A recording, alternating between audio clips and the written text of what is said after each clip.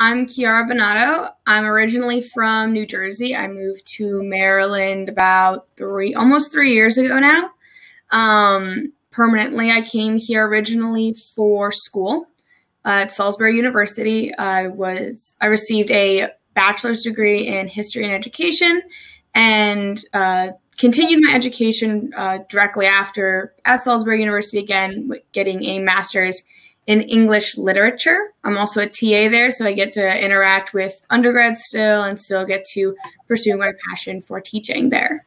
So the first time I voted, it was the 2020 election, or 2016 election, oh my goodness. And I voted by mail. I did an absentee ballot because I was at school at the time. It was my freshman year. And I filled out all the paperwork, got my ballot in the mail. It was really easy. It was a lot easier than I thought it was going to be. And I remember a couple days before the election, I was starting to do research and on all of the candidates, both Donald Trump and Hillary Clinton, and also the third-party candidates.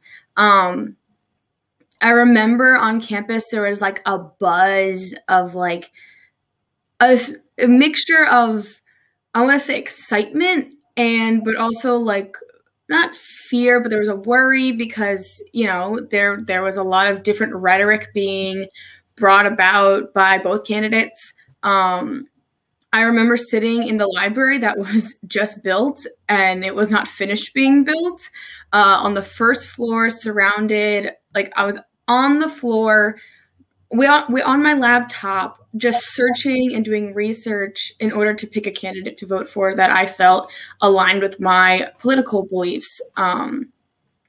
And sitting on the floor, my friends were all studying. I picked my candidate, I closed the envelope, I put it in my backpack, and I went right back into studying for my ancient history test. I think it was on Chinese history. That was the very next day. That was, it was a nice experience because I didn't feel pressured not pressured, but I didn't feel like I had to wait in the line. I got to kind of do things in my own time, which was really, really nice.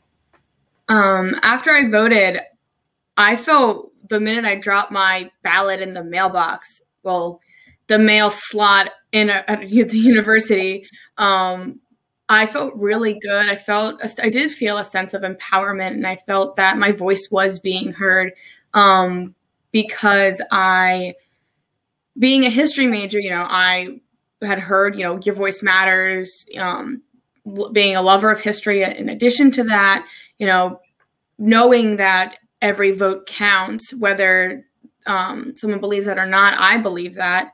So I felt a sense of, doing a civic duty, and also, being empowered that my voice was heard. Now, the candidate I voted for in 2016 did not win.